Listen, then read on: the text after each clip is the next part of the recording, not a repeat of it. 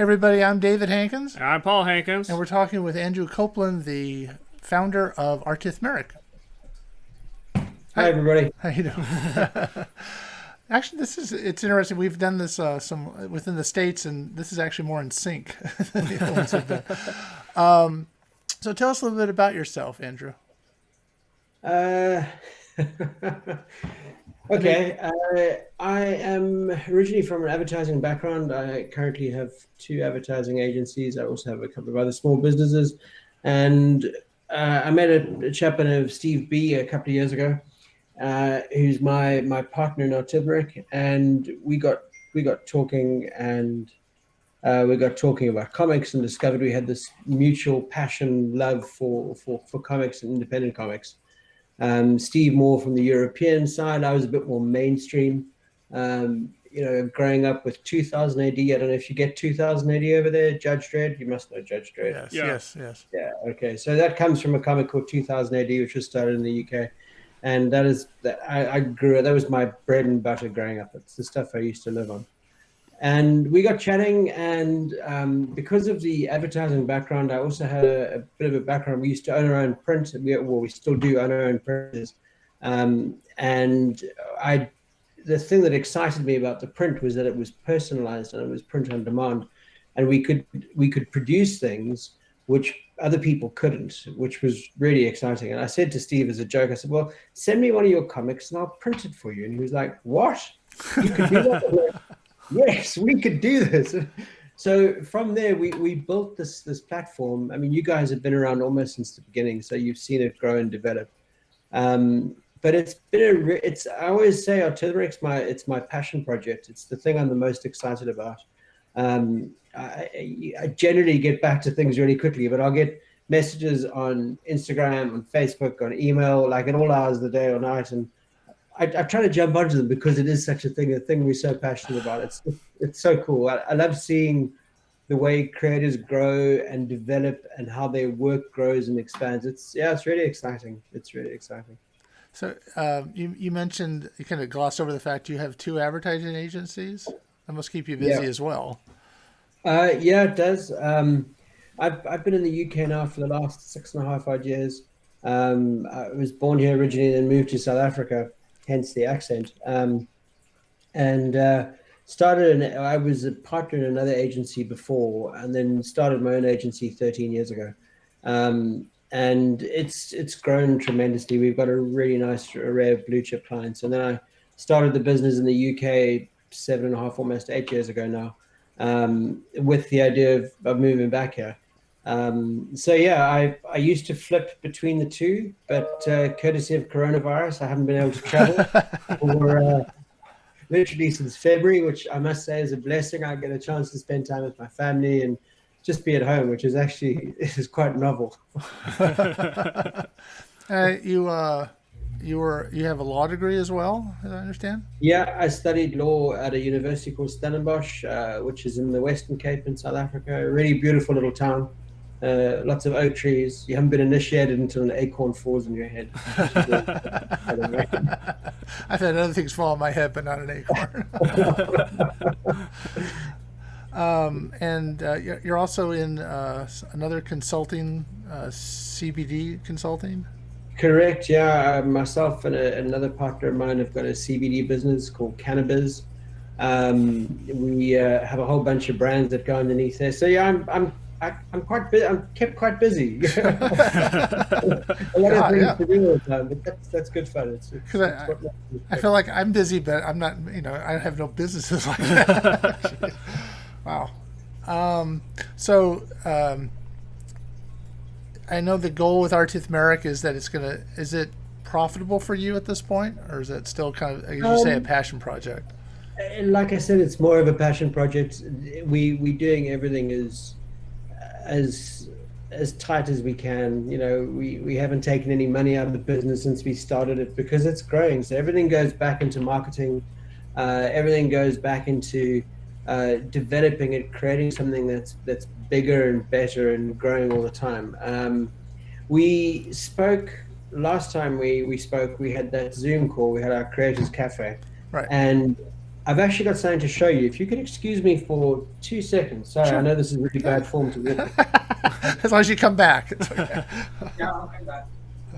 It's right here, and you will be the very first people in the world to see this. Oh. This is what's planned.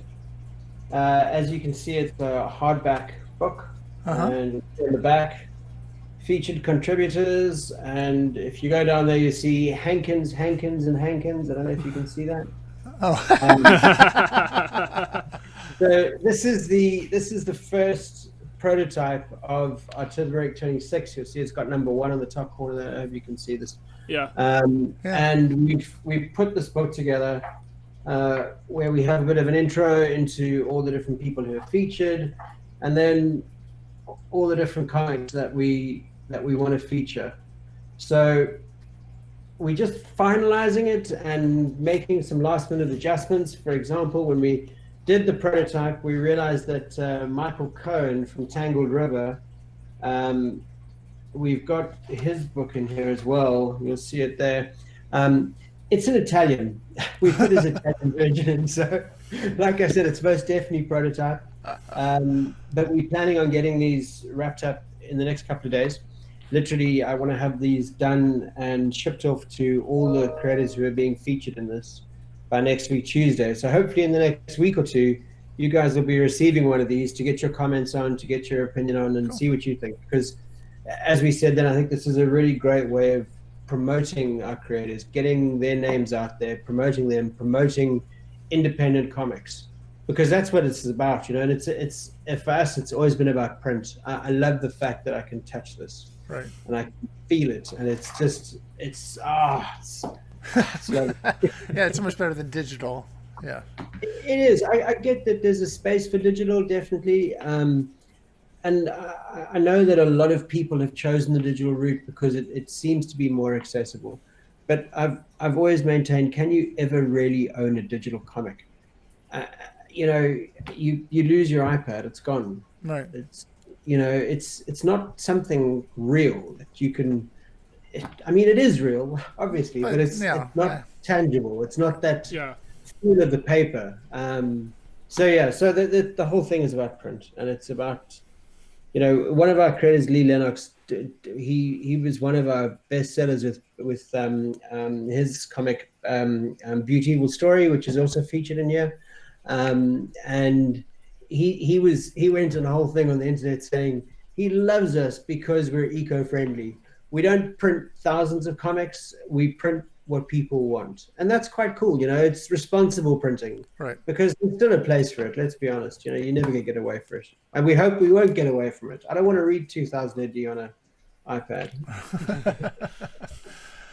So how many creators do you have now on Artithmeric? In terms of published creators, I think there are about 150 to 180 if memory serves. But in terms of creators who are registered on the site, who are in the process of building comics or who have got stuff in draft or haven't published yet, there's about 750 last count, which is probably about 10 days ago. So we're probably up to over 800. We almost nearing the 1,000 mark, which is I feel it's a bit of a milestone. Yeah. It's obviously getting those guys who've got stuff to then utilize the platform and, you know, and really make use of it. I love the fact that you guys are wearing your t-shirts. Well, yes, well, we are always selling, as they say. I was going to put on my Artithmeric t-shirt. I've got one which is the prototype of the t-shirts. I was going to put on, but I've been building a studio out in my garden. This is what you do when you're in, you know, Corona times of loving Corona. Yeah. And I've been working in the garden the whole day, basically. Oh. So how has coronavirus been a sort of a boon for, I mean, people staying home reading comic books, or is it just? It's difficult to say. We definitely have been selling comics. I mean, there's people who buy all the time, which is great. We've got a couple of regulars who will go onto the site and they'll follow certain artists and they'll collect their stuff. But there hasn't been a massive spike or anything. We've been focusing on Artithmeric 26 to try and get that out. So we've been sort of, I wouldn't say hoarding, but we've been storing up our marketing spend to really push this when it launches. Yeah, we had a funny thing with Instagram. I got a message from them. I wanted to promote a post actually, because I don't know if you saw, we're featuring all the comics. We're showing printed versions and giving people a bit of an outline of the story. And I wanted to promote one of the posts, and I got a message from Instagram saying your account's been blocked. I'm like, what? What have we done? We violated the policies, and you can't speak to a real person. No, yeah. I had a week of back and forth. I even did this stupid online course just to make sure that I wasn't missing anything, because this is what we do for a living. I know what this is about. Yeah. And, I think got a mail from, oh, we're terribly sorry, we did it in error. Yeah, thanks. Big faceless corporate conglomerate. Terrible. Oh, we've had our website and a blog that we work on suddenly be malicious, sites, and you have to go through this little process to clear that up and stuff. Yeah, it's a real drag. Yeah, it's all these bots that sort of rule our lives up on. They choose whether you get found or not. Do you have any questions for? How'd you decide on the name Artithmeric? Jeez. We wanted something really different, and we've taken quite a bit of flack on it, and we've debated ourselves whether we should rebrand and relaunch as "Come Get Your Comics Here" or whatever.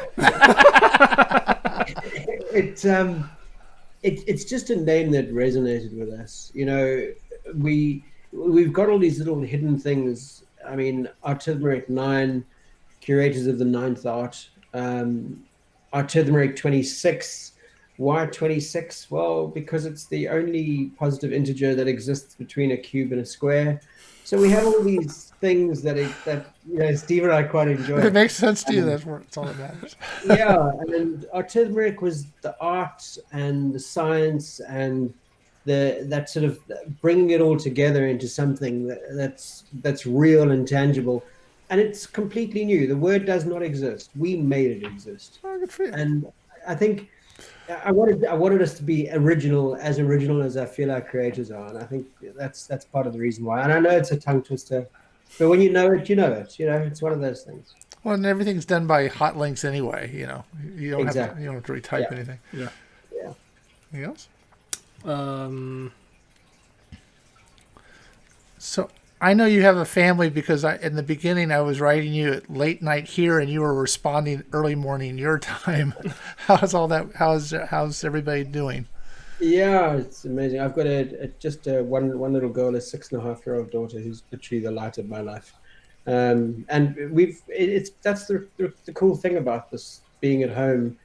You spend so much more time with your kids, and when you work like we all do, you tend to spend a lot of your time at work, and the being at home has been amazing. Yeah, I'm very lucky like that. Yeah. And I know before because I saw you on Instagram, you were sailing before the. Yeah. Yeah. Yeah. I was very envious of my weekend is nowhere near as cool as that. We actually were down sailing yesterday. I've got a boat down in Chichester, which is down at the coast. A 32-foot yacht that I love going out on. It's my thing. It's to be out on the water is the best thing. And then there's this, of course. Sourdough bread. I've been baking. If you follow me on Instagram, you'll see I bake as well. Wow. Yeah. What kind of bread are you baking? I've got 2 loaves in front of me. I've got a sourdough loaf and I've got a spelt loaf. Just because my family likes bread, I like bread, and I tend to give most of it away anyway. You can't eat that much. Yeah, there was some comment I heard over here about everybody's baking sourdough bread. Why sourdough bread? But I understand. It's really good for you. If you're going to eat bread, you should eat sourdough bread. It's good for your gut. It's the healthiest of all the breads you can eat, I suppose. Oh. Apart from the natural grain stuff. But yeah, I like it. Okay. Shit's a given. Well, Can I say that? I'm not. I'm not questioning you doing it. I'm just. It's like a very common thing now. Yeah. Everybody's making sourdough. So, are there any besides Artithmeric 26 coming out? Are there any other plans you want to talk about, or not? We don't want you to give away us, trade secrets or anything. But. No, sure. We're trying to make the platform as user friendly as possible. We're trying to make it as social media friendly as possible. So we're building something into the back end now where every time you get featured, you will see there's a little badge that appears next to whatever comic it is that's been featured. I don't know if you've noticed on the site, Yeah. but when we feature something, we try to automate it that automatically pushes to social, tags you, and allows you to actually go in as well and share it to your social media directly from the platform. Okay. Because social it's one of those things, whether we like it or hate it, it's part of our lives, and it's a marketing platform. It's a way of getting out to people where you're not really talking business. You're talking something which is better. I'm not trying to sell you insurance. I want you to buy a comic because you're going to be supporting an artist. That's what it's about. And we want people to buy the comics too, by the way. Exactly. We're on the same page. Yes, exactly. How have you guys been handling it over there? What's it been like? Well, I've been working from home as well, but I work for somebody else, and we're lucky so far. None of us have gotten anything, but we're wearing a mask in public and doing all the social distancing we can, and we don't get out except for like essentials kind of stuff. But I understand that our country is not doing as well with it as a lot of countries, or as well as we should be doing. They're going to stop letting us go to the EU and stuff like that until we kind of correct ourselves. So that may be a long time before, But the world will change quite quickly. No, yeah. We had some, we were going to do a signing at a comic book store, and it was going to be the Saturday, and we shut down on the Friday before, so we didn't get to go do that. We had hopes of trying to do like a convention or something, but this was going to be our year, but I guess next year will be our year or whatever. Next year, definitely. And what's news with Power Squared? What's the next step? Well, we're going to be putting out issue 10 at some point this year. Yeah. Hopefully sooner than later. We're working on issue 15 at the moment, which is instead of the little story arc, this is a one-shot called How They Met, and it's sort of kind of giving you see Marty and Eli, and you see Mocha and her situation and kind of how they came together. So we're working on that now with our artist, Rachel Wells. And so we're just, trying to, then we've kind of gone ahead and written the next 3 issues after that. So we'll see how long we can keep doing it, I guess. Awesome. It's a really great comic, I must say. You guys have done amazingly well. Well, thank you. We think it gets better. I'll say issue 6, we think the art gets a lot better because we started having Rachel do it. And I think the stories, we're kind of figuring out what we're doing more, because we came into this with no background in comic books as far as writing or producing them. We just thought it'd be kind of fun to do one. And so, you have to, and then we're hoping now that we could actually make money at it, because we have to put, it costs money. We're having to pay people to do everything, basically. So, yeah. So we're hoping. It's expensive. I think, there's some guys you've seen Sean Hall, who does his own writing and illustration and everything. I mean, but for him, it takes ages. He works hard at it. It's but for guys who are getting illustrators in, I mean, that's costly. Yes, it is. We budgeted it to sort of do 8 pages a month, just because to keep the so I can actually have a house and all those things, So and so we kind of have that and it seems to be working as far as as long as everybody stays on schedule, and we're just I know kind of I'll say slow at releasing stuff, right. Right. Because we're trying to, make sure we have the next thing ready to go, and then I don't know. We're we're still kind of figuring ourselves out a little bit, you know. I think you guys are doing a great job. I must say, it's really nice to see. I love the ones where it's a series and it goes on and you can see the characters develop and how they grow. It's really cool. Well, good. We appreciate the encouragement. So this is the part where we let you have a plug for yourself or your business or however you want to do it. If you want to talk about why artists should come to Artithmeric. Well, I've spoken a lot about it anyway, but I would just say that it's a free platform. It's there for everybody to use. We want the more creators we have on it, the more interest we have in it, the more sales our artists are going to make. And it's not really about us. This has never been a thing for Steve and I to make money off. It's more just a case of to be able to fund itself and to keep growing. Because it is something we both feel so strongly about. But yeah, it's there. I want people to go and check it out and use it. But yeah. But you, in addition to comic books, you also do T-shirts and posters and hardbacks, posters. Yeah, we're expanding our repertoire of merchandise, I think. The thing is, merch is really cool because sometimes people, when they'll buy a comic, they'll enjoy the comic and it stops there. Right. But what about a shirt? Steve, I'll give you an example. Steve did a Waspy shirt. Okay, so Waspy's woman, some political thing in the UK. He'll kick me for not knowing what it is, but he has probably sells about 15 to 20 shirts a month. And it's just a drawing of Big Ben with a Waspy logo on it. And these people buy it. And, that's a really clever way of using the platform. Right. You can put something up there, and if you market it correctly, you can be getting a passive income from this. And I think the T-shirts are great. I think the quality is good.